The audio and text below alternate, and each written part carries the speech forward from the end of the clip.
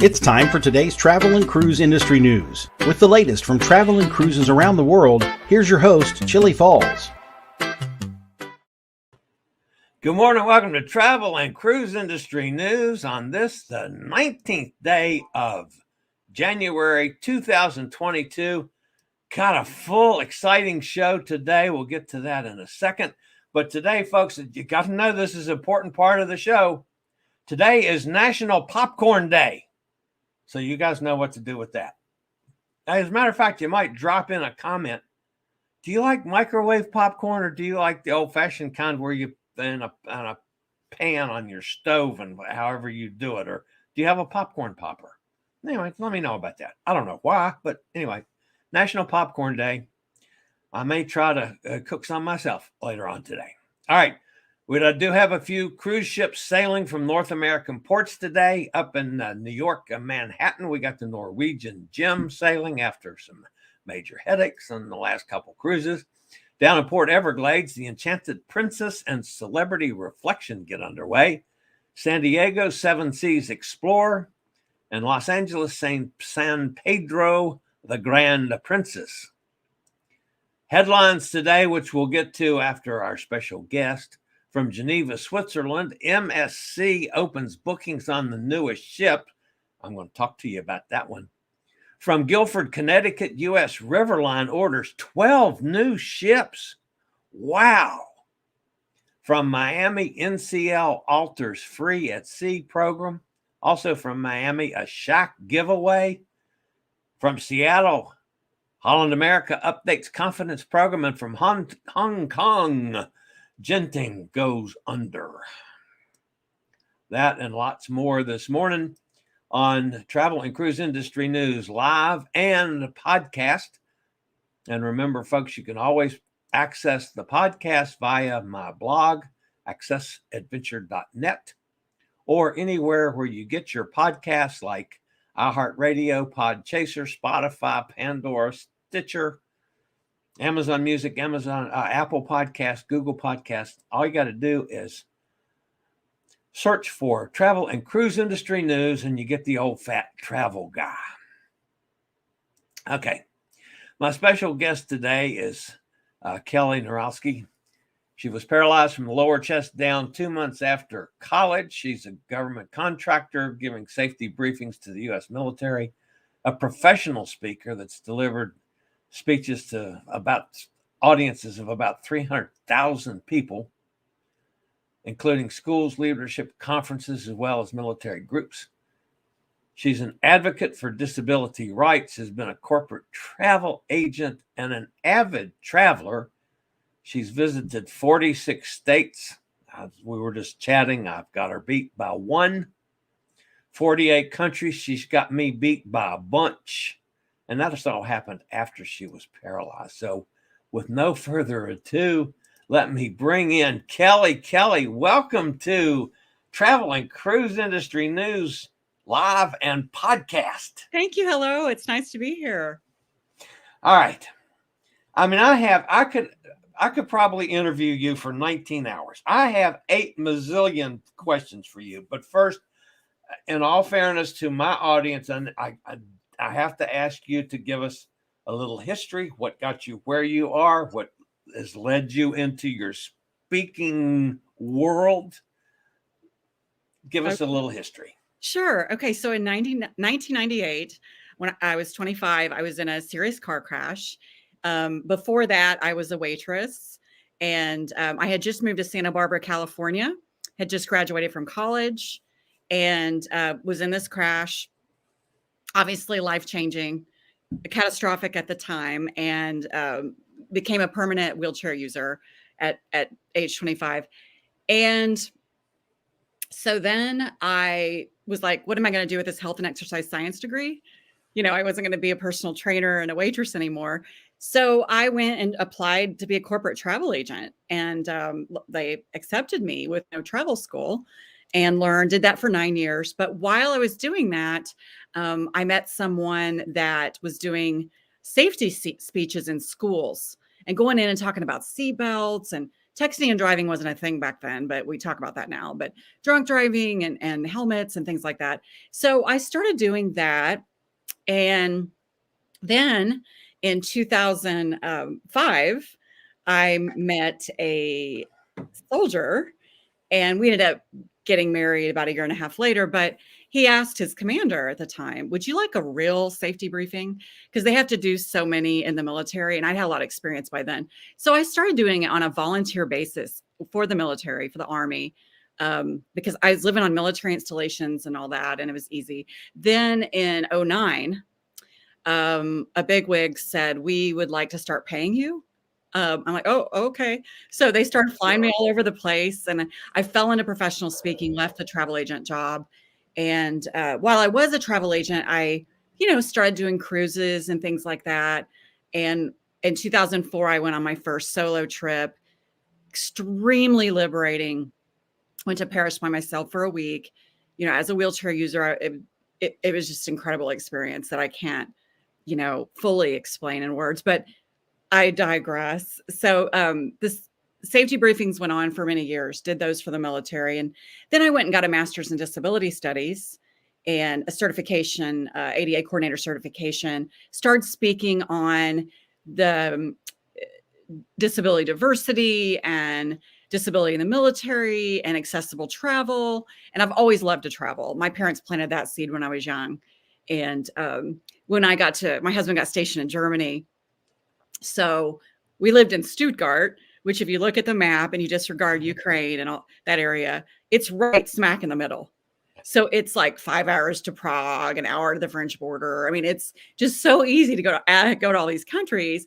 Before I knew it, Corey Lee, the famous travel blogger, he said that he had this goal 30 by 30 countries by age 30. And my husband said, well, you should do 50 by 50, because I was already in the 30s. And I was like, oh, well, that's a good idea. I think he's sorry he said that now, because I'm like, we have to go here. So here I am at 48 and looks like I'm going to make it. COVID, I wasn't sure with COVID. But anyway, that's most of my background, I think. Okay. Let's go back. One little, I got to check on Paris. Soon after you got in a chair, how accessible did you find Paris on that first liberating trip for you? So it was somewhat accessible. I had done a lot of research, as a travel agent. I knew the chains, the European chains, and I knew which ones had accessibility. And so I booked, a hotel and felt comfortable. Now that I look back, it could have been a disaster at that time, but it worked out and the room was very accessible. But I also knew the Eiffel Tower, the Louvre, Musée d'Orsay, and Notre Dame and places like that. Notre Dame actually had a step. I found out it doesn't now. It's accessible now. But doing a step is not that big a deal. Somebody can just help me do a wheelie. But anyway, I knew the tourist attractions were accessible. And what I found when I got over there is, there's a lot of eating outside, on the patio and things like that. So some restaurants and stores are accessible. Most weren't, but it was very doable. And I had 4 years of French in high school. That helped dealing with taxi drivers and things like that. So it worked out. And it was, I learned then that I can still do a lot of things. Did you find accessible cabs prevalent? Well, I use a manual wheelchair. So it's different than using a heavy car wheelchair. My wheelchair wears 18 pounds. Now, I didn't know how to say the wheels come off to the cab driver. I do remember having a hard time saying the wheels come off and making him understand that. But the wheels pop off. They're 1.5 pounds a piece. You throw them in the trunk. You fold the 15-pound frame and call it a day. It's not a big deal. It's not like power chair user, which they have different challenges. Yeah. Or like on my scooter, I can pick it up. I have been known to do that, but it's stressful. But they have accessible transportation now. Yeah. So, and one time I've been to Paris 3 times, and one time I took the train there from Stuttgart, and that was very doable. Their subway system is not accessible, and it's still not. So, just a note for your guests. Okay. What have you found in all your travels What's the most accessible city you've been In the where States, you're done and you think, wow, this was absolutely perfect. These guys did a great job. overseas, or in the States? Well, hell, I In don't the care. States is tougher because we have the ADA, and Yeah. obviously places with a lot more new construction are going to be more accessible, and as opposed to the East Coast, which is older part of the country. I'm going to go with outside the country. Okay. The most accessible overall. People will disagree with me on this. I would say Sydney and London and Dublin were all accessible. It's hard to say which one is most accessible, but Dublin, Ireland had this huge.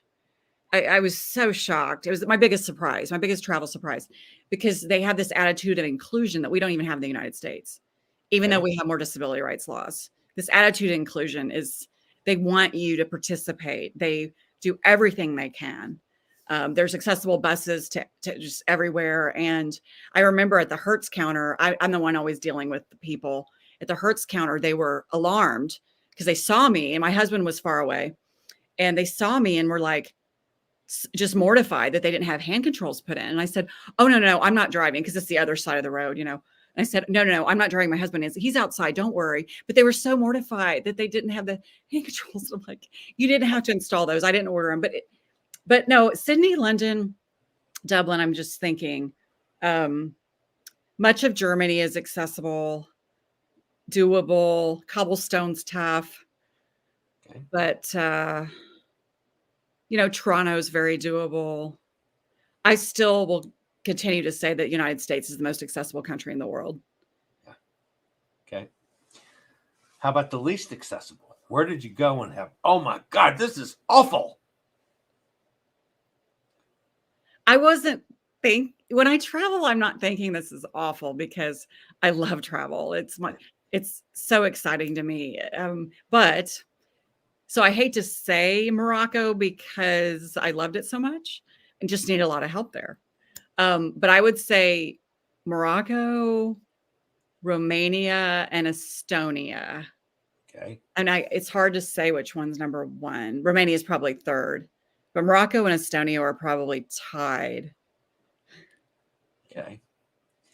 And did you find, and I know you're going to be right on top of them, you guys need to do this. Did you find that where they're inaccessible, they're willing to at least hear what they need to do? It depends. I'd get into conversations about it. Obviously, I didn't want to be an arrogant American and tell them what they should do and what their laws should be and all that. But I'd get into conversations about it and offer suggestions.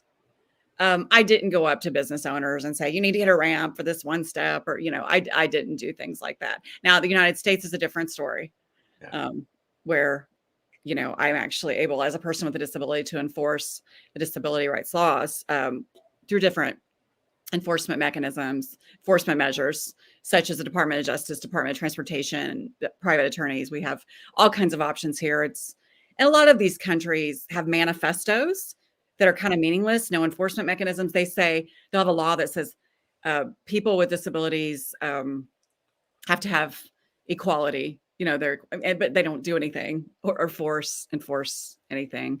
But yeah, I got into some conversations about it. I'm not a really great advocate outside the country, though. Okay. Since a good portion of my audience is cruisers, what's your experience been on cruise ships? So I noticed as time went on, they've gotten a lot better. The newer ships are a lot better. My first cruise was in 2002 or 2003. And it was on Carnival, and it was a newer ship, and it was fine. I went with a group of girls. They didn't help me once. No help, because I'm big on, I don't want my friends helping me. There's nothing wrong with needing help, but I just want to do everything I can. But anyway, it was very, very doable. No, I didn't run into any fiascos, but I just noticed things get more and more accessible as time goes on. The Royal Caribbean cruise I took in 2009, super accessible. Where I struggled with was excursions. I wish they'd offered more excursions that were accessible. I feel lucky that I can just hop in a cab. Not everybody can do that. It's harder to plan, but there's accessible travel agencies out there that can help with all that. Accessible excursions. Unfortunately, they're more expensive than. Oh yeah, yeah. But '09, and then my Baltic cruise and Mediterranean cruise, which just a couple years ago. The Baltic cruise, Holland America, was super accessible, but the Mediterranean cruise on Norwegian, I was disappointed because when I went in, the first thing you see is this huge coffee shop up a bunch of steps, and there were no tables lower, on the bottom of the steps, so they could bring. And I asked him, I was like, "How do you do this?" Because I know you port in Miami or Fort Lauderdale, I don't remember which. How do you get away with this in the United States? They said, "Oh, well, we put the tables down when we cruise over there, when they do the Caribbean, because I know they have to. But while they're in the Mediterranean, they pull the tables out." I'm like, "Well, isn't that interesting?" And that backs up my point is if there's no, enforceable law, there's no law with teeth, businesses tend to go, "Oh, well, we don't have to do it sometimes." And that's what happened. Interesting. By the way, you gave me a name at Royal Caribbean that you have spoken with before at conferences. Mm-hmm. I did send him a message, but since I didn't have his email address, I sent it to that division of Royal Caribbean and said, "Please forward this to Ron." But I sent him a message to see if I could establish some contact. And what you didn't know at the time, I've got like 7 Royal Caribbean cruises booked this year. I mean, I'm heavy in Royal Caribbean because they were giving solos a decent break. MSC and Royal Caribbean were helping the solo market out a bunch, which I travel solo as well as mobility challenged. So that's where my bookings, at least starting back cruising, are heavy in those 2 lines. Well, later I'll share with you Ron's email address because I know for sure, I know him well enough to know he would be fine with that. Okay. And so, yeah, please reach out to him. And every time I do, he emails me right back. We've actually done presentations together on accessible travel. So I know he would reach back to you. It might be better route than asking him to forward it to him, but he's great. Okay. How have you found Amtrak to be? Okay, so I haven't been on Amtrak since my spinal cord injury occurred. However, I did a great deal of research on Amtrak for a presentation I did on how the ADA applies. And the courts decided it's a pseudo government entity. So it's kind of complicated because there's Title III of the ADA for, regular businesses. So it's kind of an overlap. So anyway, federal Section 504 of the Rehab Act of 73, they found applies as well. Anyway, they did a lot of improvements. And I actually talked to one of the vice presidents of Amtrak. I interviewed him before I presented, and they've done a great deal of improvements. There are a handful of stations they can't. They're just too old, and it's not doable. They were also doing something shady, which they stopped doing that. And that was, making you show proof of your disability. They can't do that in the United States or by, our law. And so they quit doing that. But, okay. What's ahead for Kelly? I know you've got country number 48, 49, whatever the hell it is. More than me. You're going someplace that is on my bucket list. Tell us about your international travel coming up. So Chillie's going to be wanting to go to Chillie, is what you're saying. Oh, yeah. Okay. So I'm going to Chillie in about 6 weeks. And I'm going on a group. I'm going by myself, as far as the airplane and being in the hotel room and all that. But I'm going to meet a group down there, accessible. I booked it through a tour company that specializes in accessible travel, but I'm excited for that. And that's 10 days. And we're going to go down to Patagonia, take a side trip down to Patagonia. That's next. But the restrictions to get in are just, well, it would take an hour for me to explain it, so I won't. Yeah. But there's this list of administrative things you have to go through and 3 COVID tests. 3. Yeah. But anyway, that's next. And then in June, I'm going to Philadelphia with my husband so he can jump out of airplanes nearby. And you have also done that. Yes. You've jumped out of an airplane. Yeah, 15,000. May I ask why?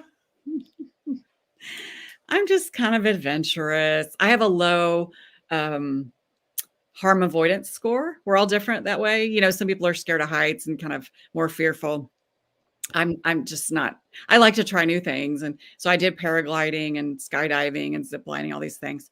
Skydiving, 15,000 feet in North Carolina several years ago. I don't need to do it again. I just wanted to do it once. Okay. It's a little scary. Yeah. I see. I have two things that I don't have to worry about: paragliding, skydiving, any of the things on cruise ships, like the where you act like an astronaut or you act like a surfer.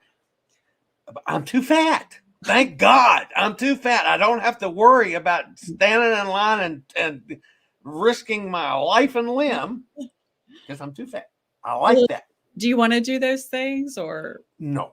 Oh, okay. No. Well. See, this is yellow streak goes from outside the right shoulder to outside the left shoulder. I'm a coward, absolute coward. Okay. Well, then all is good. I probably would, but I'm not going to tell anybody that. To try one. It would give me an excuse for having a cocktail. So, what the hell? The only thing I won't do is bungee jump. I am scared to do that. Oh, yeah. Oh, no. I'm afraid a limb will like pop out or something. Yeah. And I won't feel it. I wouldn't feel it. Being a fat guy, I'm afraid the rubber band will break. Oh, jeez. All right, Kelly. In your 40, the next state, 48th state is Delaware? 47th state will be Delaware in June. How can you not have been to Delaware? I don't know how I missed that. I never drove through it. Delaware is about the size of my bedroom. That's one thing. So, you could easily go around it and not get there. But okay, wow. So it's right across from the river. Like, I don't know if it's a river, the state line from Philly, and I'll be in Philadelphia, right? Yes, so I might as well go up there, have dinner, and go to the water, and go across the bridge into Delaware, right? Or New Jersey. I never can remember once one way and once the other. So yeah. Anyway, all right, I got to get back to news. So, Kelly, I want to thank you so much for being with us and sharing a little bit of your experience and your knowledge and stuff. This has been terrific fun. And hopefully we can do this again sometime. Sure. Thanks for having me. All right, Kelly. Thanks so much. I'm going to get on to it, folks. I'll be back with the news after this word from one of our network sponsors. Thanks, Kelly. You're welcome. Thank you.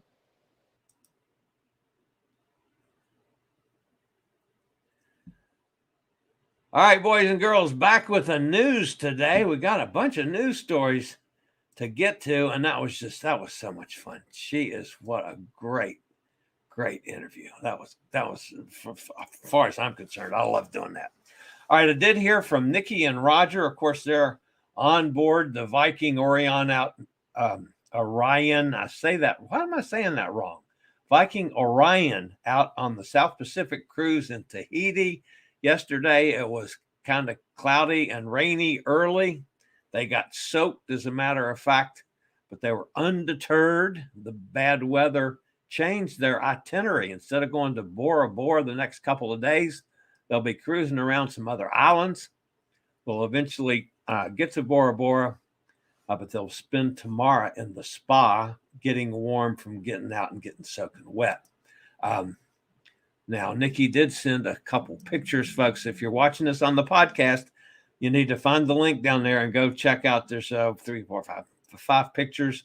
That's just a lovely flower that Nikki found out in the jungles there of Tahiti.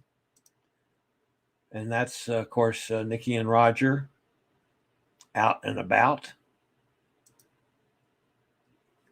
I guess those are similar to what we know as birds of paradise in this country. I'm guessing. I don't know that for a fact. Little scene there along the coastline and a nice ocean view. All right. So I'm enjoying following Nikki and Roger on their exploits on the Viking Orion. All right, now do have some news stories to get to today.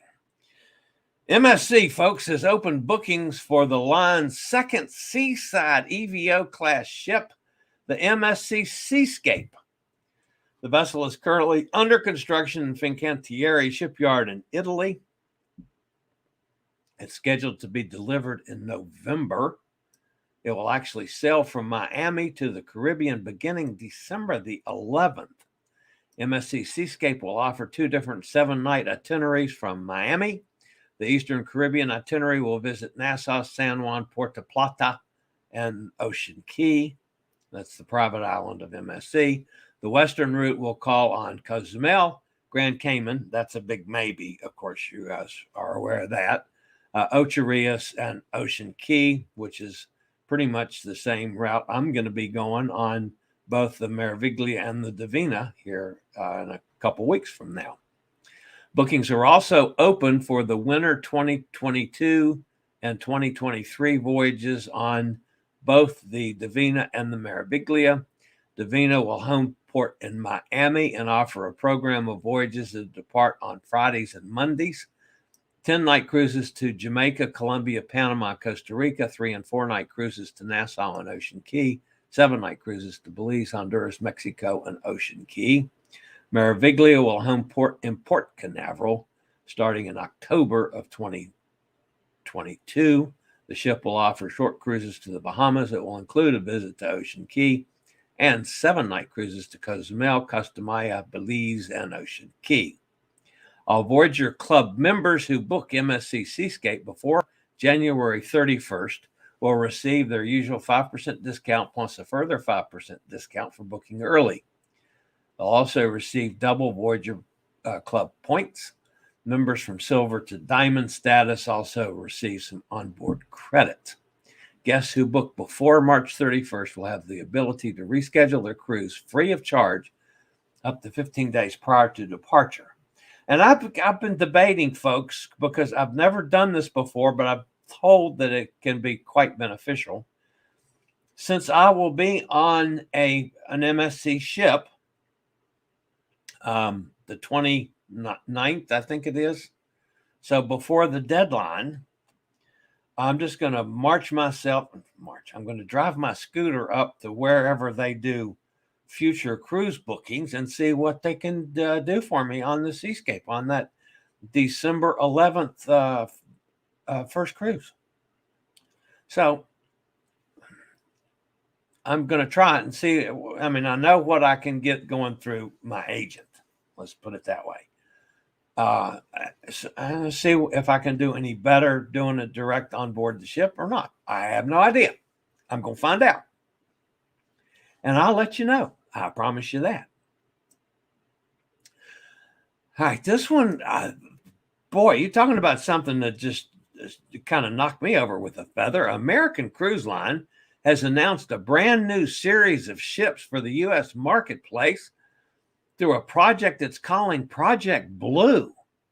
The line will be launching 12 identical sister ships, which will more than double the United States' current capacity for domestic coastal cruises.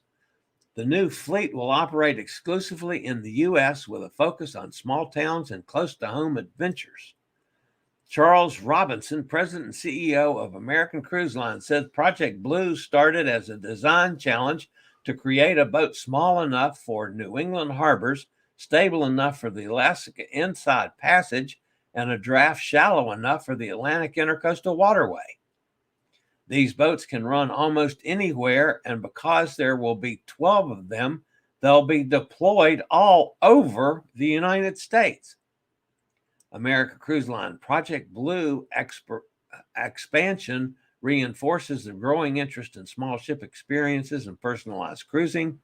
Like all of its new vessels, the entire Project Blue fleet will be built by Chesapeake Shipbuilding in Salisbury, Maryland. The first 2 ships are already under construction and are due for delivery in 2023. Each boat in the new fleet will accommodate 109 passengers and 50 crew members. They'll be 241 feet long, 56 feet wide, and feature a hybrid catamaran design that enables both shallow draft access and stable sailing along the lakes and rivers, bays, and America's coastline. Their go-anywhere agility combines the adventures of an expedition with the luxury of a fine river cruise. And they're accessible on all levels. I found that interesting because that's one of the bugaboos with river cruises, at least the European river cruises, because they got to be low slung to get under bridges, and they don't have elevators all the way. So the accessibility issues become suspect.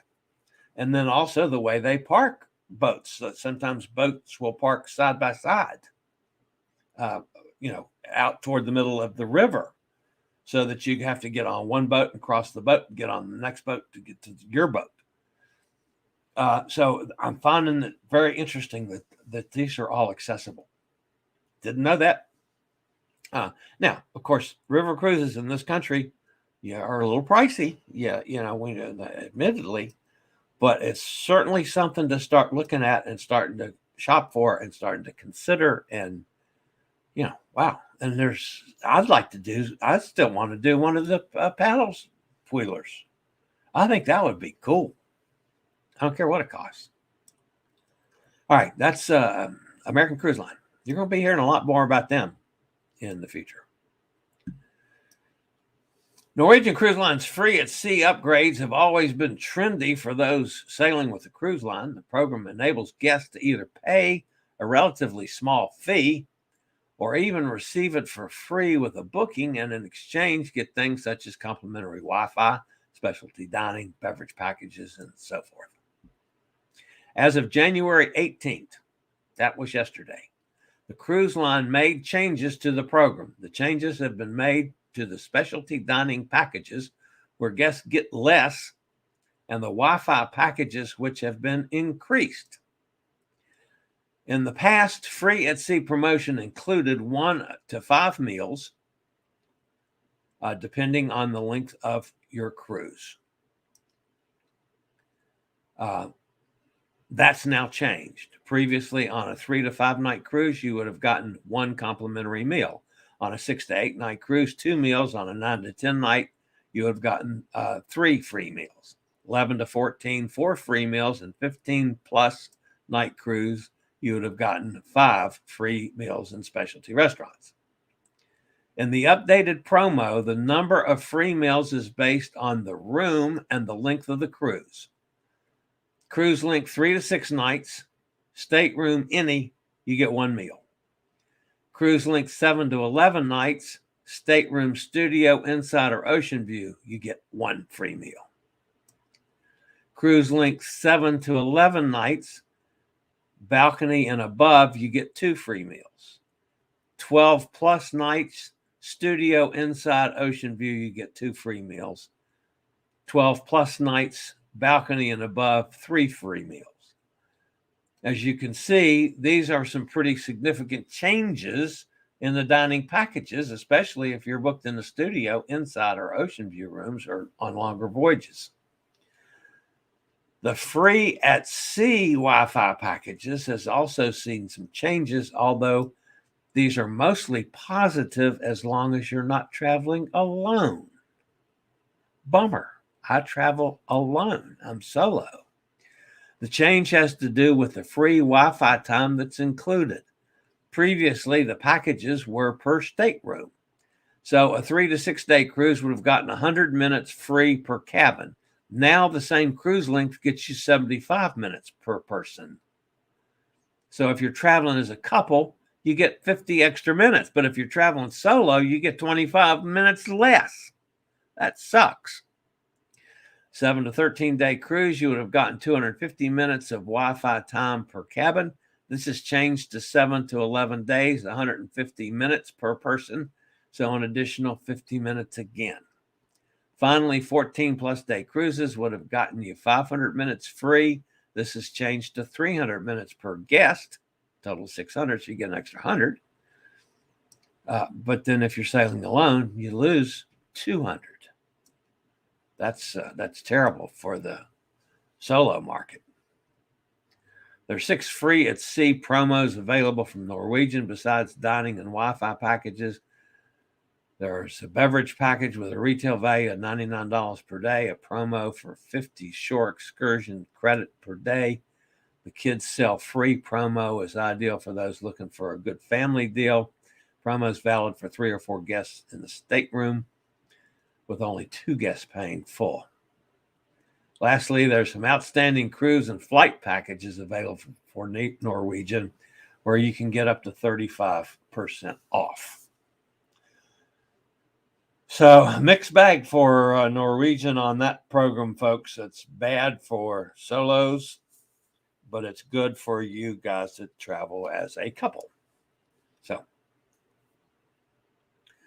all right, let's jump down to Miami. Miami Heat fans had the opportunity to get thunderstruck with Carnival Cruise Line's fun officer Shaquille O'Neal at the January 15th game against the Philadelphia 76ers. To celebrate his upcoming 50th birthday and Carnival's upcoming 50th birthday, Shaq gave away Thunderstruck t-shirts as well as a gift card for a Carnival cruise. Shaq called for parachutes to be released, each one carrying a Carnival t-shirt. Each t-shirt had a QR code attached, and when scanned, the codes give fans the chance to opt in for updates on all of Carnival's Thunderstruck moments to come this year. One lucky shirt had a gift card attached as well, which can be applied for a Carnival cruise of the fan's choice. Unfortunately, the Heat lost the game 109-98 to the Sixers. The Florida team is currently ranked 2nd in the NBA Eastern Conference. Holland America, got to go out to Seattle for this one. Holland America has given customers the confidence to make travel plans through the summer with extension of its flexible cancellation plan to September 30th, 2022.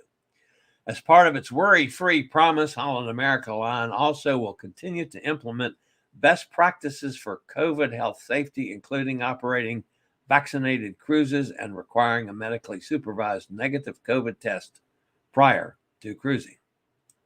Under the flexible cancellation plan, which was originally offered for cruises departing through the end of April, guests who make a booking by March 31st for itineraries that depart on or before September 30th can cancel for any reason and receive a full future cruise credit in the amount of any cancellation fees that normally would be incurred. Cancellations must be made up to 30 days before departure. Additionally, final payments for cruises through May 31st, 2022 are due 60 days outside instead of 75 days or 90. So that is a good sign. Holland America will continue with the same protocols. Guests must have received their final dose of an approved COVID vaccine 14 days prior to the beginning of the cruise and bring proof. Holland America line strongly is encouraging eligible guests receive COVID-19 boosters as well. Guests must show proof of a negative viral COVID-19 test, PCR, or antigen taken 2 days before embarkation. Guests are required to wear masks in the indoor areas except when eating or drinking in their stateroom. Holland America is recommending the use of the higher grade mask, surgical or KN95. Crew members are vaccinated for COVID and are receiving boosters when eligible. KN95 masks are worn by shipboard teams at all times. Out in Hong Kong, some bad news. Cruise operator Genting Hong Kong sought court approval to appoint outside professionals to help lead a restructuring, becoming the industry's highest profile financial casualty since the onset of the pandemic. Genting Hong Kong, which is majority owned by Malaysian billionaire Lim Kok Thay, said that it would imminently be unable to pay its debt and that it expects to run out of cash around the end of the month. The company, which also runs cruises under the Star, Dream, and Crystal brands, said it had exhausted efforts to negotiate with financial counterparts. The company said yesterday in Hong Kong that it had filed what is known as a winding up petition with the Supreme Court of Bermuda and applied to appoint joint provisional liquidators. The company is listed in Hong Kong and has its headquarters there, but maintains its registered office in Bermuda. And of course, Genting Hong Kong also owns shipbuilder MV Werften that filed for insolvency in Germany last week. So that's the news for today. So let's go over and see who's with us in the chat room. And if anybody's fussing at me for anything I did dumb, which is normal for me. Let's see. Kenneth's with us. Hi, Kenneth's up in Pennsylvania. Carol's here. Hey, Carol. Amy's with us. Hot Air Tom. By the way, Hot Air Tom sent me a message, and I didn't see if the follow-up ever came in. That Pride of America is backed up to April, and one of the other Norwegian ships, I could not get that confirmed anywhere this morning before I went on the air. So that one is still, I don't know that for a fact yet, but, you know, Hot Air usually has his finger on the pulse of Norwegian. So I would count that happening. I just don't have it yet. So Carol says popcorn in the microwave. Jason's with us up in Pittsburgh. There's Nikki out in somewhere between Tahiti and Bora Bora right now, I would think. Of course, it's also in the middle of the night. Nikki, why, you should be asleep, darling. It's, 4 o'clock in the morning there or something silly? Katie's here. Hi, Katie. It's lunchtime for Katie. Emily's with us up in New York. There's Minnesota, Nanook of the North, John. Good morning, everyone. It snowed here, but now at least the temperatures are going to drop. I believe we have 55 more days to go, and 2022 winter will start to become somewhat reasonable. Yeah. By the way, folks, Nanook of the North, John, as I'm on my cruises, if I have sketchy Wi-Fi and problems with it, John is going to do the shows. So there will be some type of a live stream, either from me or from John, or from John and me, or from me sending John clips, or some combination of the above. And John will do something on Monday when who knows where the hell I'll be on Monday. But anyway, so you can count on stuff happening on this channel while I'm gone the next 3 weeks. So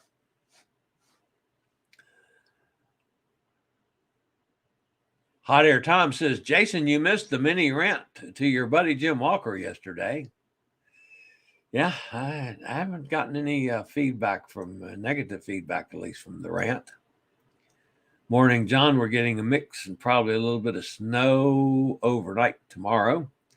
My doctor told me I'm not allowed to skydive. I have 3 new body parts, 2 hips and a knee. I have body parts, and I have a little more sense to go skydive. I'm not going to jump out of airplanes ever again. So, thanks, Callie. Really enjoyed. Thank you, Hot Air. I appreciate that. Hot Air Tom, what happened? I just went off. Chillie's just upset with Jim's anti-cruise rhetoric. Wasn't just Jim. It was USA Today, Jim Walker, and CNN that I specifically called out, and none of them given the truthful good news from the cruise industry. That's that. None of them ever mentioned any of that. Any of the cruise folks. Nikki says, great interview. She's an inspiration to us. So I enjoyed that.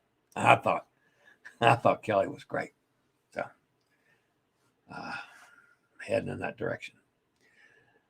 Jim isn't the only one spreading misinformation. The clickbait titles from some YouTubers aren't helpful. I know, it's just, I'm not fond of that. And that's one of the reasons these guys don't like me, is because I tell them that. I'm sorry, clickbait crap just to get numbers is ridiculous. So I'm not going to do it. Jason says, I'm cruising in 24 days. Seems like the port problems have been solved. That's a good thing. The red flowers are called torch ginger. Okay. Thank you, Nikki. The plants were 4 to 6 feet tall. Wow. Hot Air says, my cruise next Monday had an itinerary change yesterday, canceled Cartagena and added the Dominican Republic. As a result of that change, we get into Aruba earlier, ETA change of 4 p.m. to 8 a.m., which sounds like a good thing. People need to report on this stuff. Yeah, I know. Report on good stuff for a change. First cruise is Nassau, and only one tour is available. Some jerk on Reddit was giving me a hard time about my opinions. Maybe it was Jim Walker. That could be. I'll be watching the Bliss cruise closely. It departs LA later this week for Miami, since I will be doing the Bliss from Miami to LA February the 4th. What opinions? Maybe I can heckle you too. Yeah, I hear you, Hot Air. Sometimes boats crash into each other. Yeah, they do. On occasions. Free meals on a cruise. What a novel idea. Especially MSC and Carnival. Glad I have all my NCL cruises booked already through November of 2024. No change in my specialty meals. Everything changes every day on NCL. Boy, I tell you what, there's been a lot of changes here lately.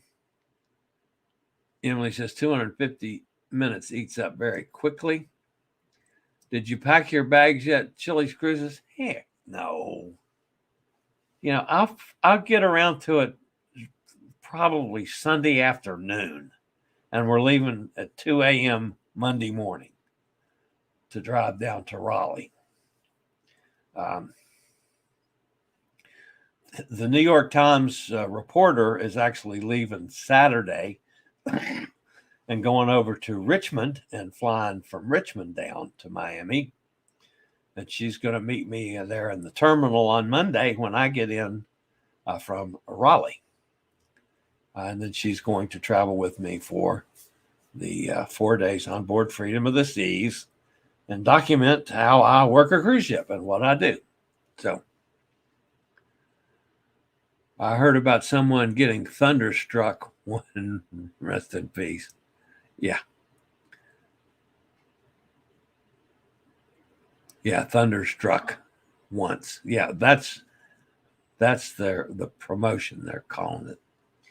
Emily says KN94 or 95 mask is highly recommended here in New York.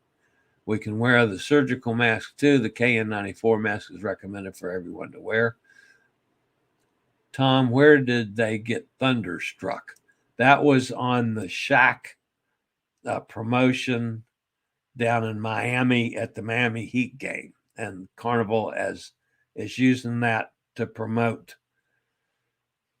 what they're doing. I don't know. Chillie's Cruises, did you see the Fox News interview of a guy on the gym? Much better discussion of the cruise. Was it really? No, I did not see that. Better than that girl, I hope. She was awful. It's 6:45 a.m. here now. We're 5 hours behind. Okay, Nikki. I wasn't sure if I thought it was been more than that, but only 5 hours. Okay. Emily says, that's a tall flower. Chillie, I'm the same way about packing. Yeah, I'm terrible. I'm absolutely terrible. I can never get myself going ahead. Now, I have done, I've done all of my paperwork. So I've got all the stuff ready to go from all three of the cruises, the hard copies that I'll travel with. The phone stuff is all set up. Today's project, I've got to go to therapy this afternoon if I can get the car out. I'm still working on that. But anyway, go to therapy this afternoon. And when I get home, my project today is to make sure I've got the airline stuff all loaded in the phone. So I get it through Expedia. So, but as far as throwing my undergotchis in a bag and a t-shirt to take and a bathing suit, and no, not done. Amy says, don't forget to encourage the reporter to get enough vegetables on the cruise. Yeah, I don't know. I've never met her. I won't meet her until tomorrow afternoon. She flies into Roanoke tomorrow about noontime, and then has to get, assuming everything goes per schedule, and then get a rental car and then drive. It's an hour from Roanoke Airport to here at the farm. So it'll be the first time I have a chance to meet Crystal. Her name's Crystal, by the way. But yeah, I will definitely, I hope she's will be need to work on her vegetable levels like I do. So I have no idea until we see how that goes. But anyway, she's going to follow me around. She's going to have to go some. She had one of the questions. I talked to her last night for about an hour. And one of the questions, she says, well, what time does your day start? She wanted to know what time she needed to get up to follow me around. I said, my day starts at 4 a.m. What? I said, yeah, I have to research anything going on in Europe. I said, yeah, well, that's the only time I can do that. But they're behind us. So at 4 a.m., that's when my day starts. She said, not on a cruise. I said, oh, yeah, I'll do the same thing. My sleeping is not going to change. I don't sleep very well. But yeah, 4 a.m. and yeah. So if you're going to follow me around all the time, you're going to have to be up that early. If not, you can catch me later on in the day, but you might miss some of the stuff that I've done. So I'll see what she wants to do. I have no idea. Are you nervous about the reporter? Absolutely not. Doesn't bother me in the least. Plus, remember, we've already done probably 4 hours of phone interviews. So actually what and I have found out more specifically what they're doing. New York Times is starting a podcast dealing in travel. And this, I will be the subject of a podcast, a New York Times podcast. So that's what it's eventually going to be.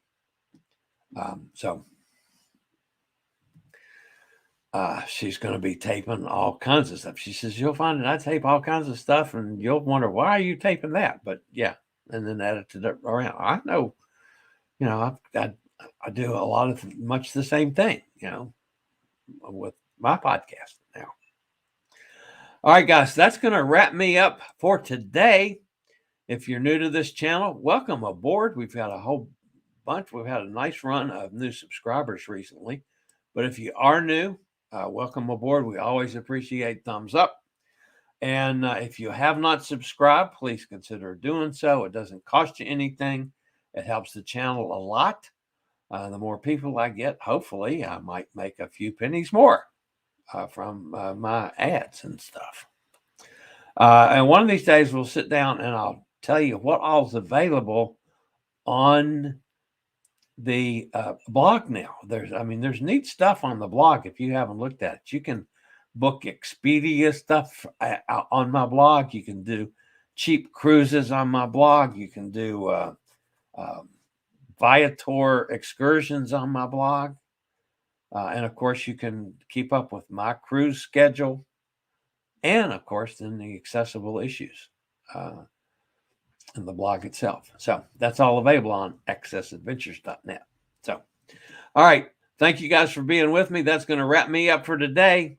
As always, folks, stay safe, stay healthy, wear your mask. Don't do anything silly out there. Don't get yourself in a bad situation.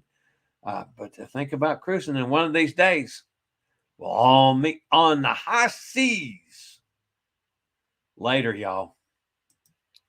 I regularly post videos on all facets of the travel and cruise industry.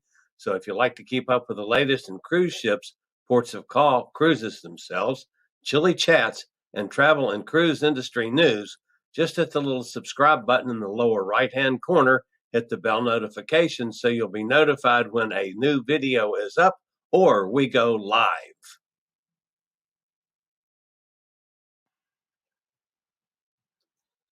This video was produced by Chillie's Cruises.